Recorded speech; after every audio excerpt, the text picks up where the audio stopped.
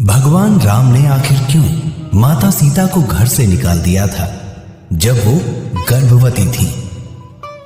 आप सोच रहे होंगे कि भगवान राम ने गलत किया, मगर ऐसा नहीं है। आपको बता दें कि माता सीता के कर्मदंड थे, जिसकी वजह से माता सीता को गर्भावस्था में वनवास जाना पड़ा था।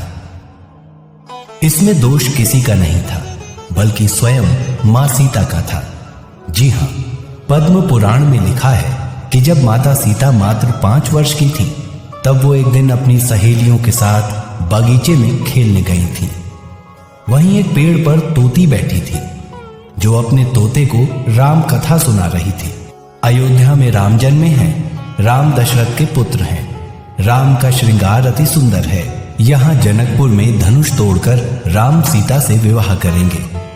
तोती को ये कहानी इसलिए मालूम थी क्योंकि तोती और तोता वाल्मीकि जी के आश्रम में रहा करते थे, जहां रोजाना वाल्मीकि जी अपने शिष्यों को राम कथा सुनाते थे।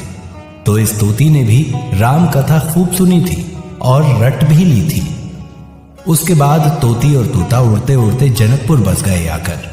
जी हाँ, वहीं पर तोती अपने तोते को राम कथा सुना रही थी। तभी सीता ने सुना कि ये तो मेरे बारे में बता रही है।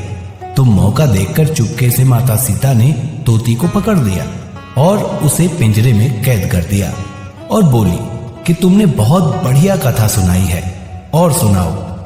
तभी तोती बोली कि बहन, मैं गर्भवती हूं, मुझे कैद मत करो। माता सीता ने उससे कहा कि मैं तुम्हारे लिए सोने का पिंजरा बनवा दूंगी। यकीन मानिए, माता सीता ने रातों रात सोने का पिंजरा बनवाया भी और तोती से कहा कि इसमें रहो और तुम्हें जो खाना हो वो बोलो, मैं तुम्हें खिलाऊंगी, पर तुम मेरे पास रहो। तोती बोली, हे सीते, तुमने भले ही मेरे लिए सोने का पिंजरा बनवाया हो, मगर मेरे लिए तो खुली हवा ही सोने के समान है। तोती गिड़गिड़ाते हुए रोने लगी और बोली कि मैं तुम्हारे सामने हाथ जोड़ती हूं, मुझे बंधन से मुक्त कर दो। मगर उस वक्त माता सीता निर्दयी और स्वार्थी बन गई, जिसके चलते वो तोती बेचारी तड़प तड़प कर मर गई।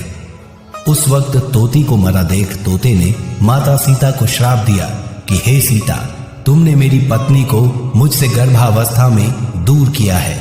जाओ, मैं भी तुमको श्राप देता हूं कि जब तुम गर्भवती होगी तो तुमको भी तुम्हारा पति खुद से दूर कर देगा। जी हां दोस्तों, ये बात साफ साफ पद्म पुराण में लिखी हुई है कि तोते ने ही माता सीता को श्राप दिया था, जिसका परिणाम ये निकला कि वो ही तोता इस जन्म में धोबी बनकर आया, और आज उसी धोबी के कहने पर राम ने सीता को त्याग दिया।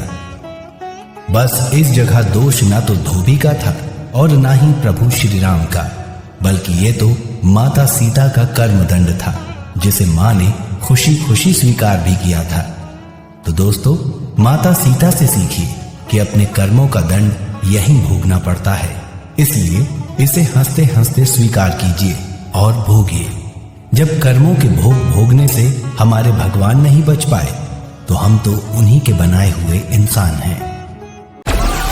डाउनलोड मौज।